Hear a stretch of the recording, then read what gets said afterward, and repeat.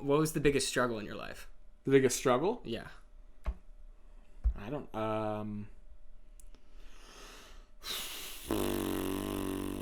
I think the mom dying thing was sucked. I mean, that was How old were you? I was 5. Okay. So I mean, Do you remember it? I remember her.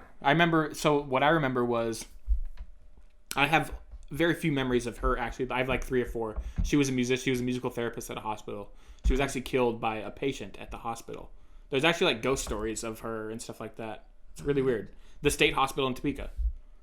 I don't know if you know what that is, but there was a big state hospital in Topeka, mental hospital, and it got shut down shortly after. Not shortly, it was a few years after, but I remember sitting on her lap playing piano with her, like her singing to me while I was playing piano.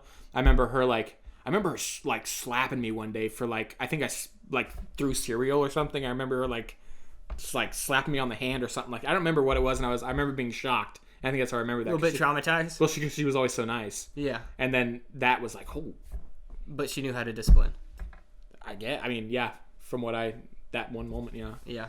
But yeah, the night it happened, I remember she would always come home from work and I would be at the door waiting for her.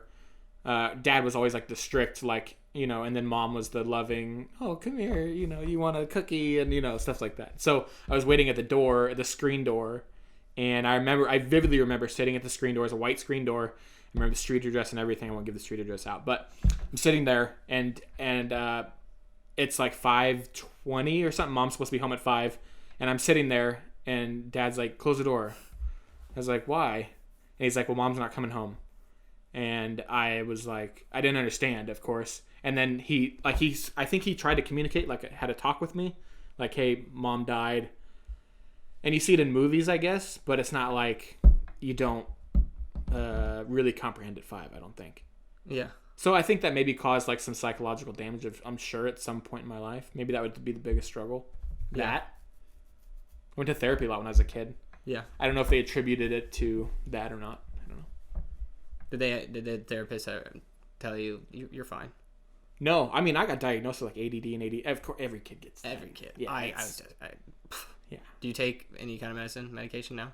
I did back when I was a kid. They prescribed me Adderall and stuff, but I would just I wouldn't take it. I hated it. Yeah. I sold it to other kids at school. Yeah. Yeah, for vending machine money. $5 for a pill. Heck yeah.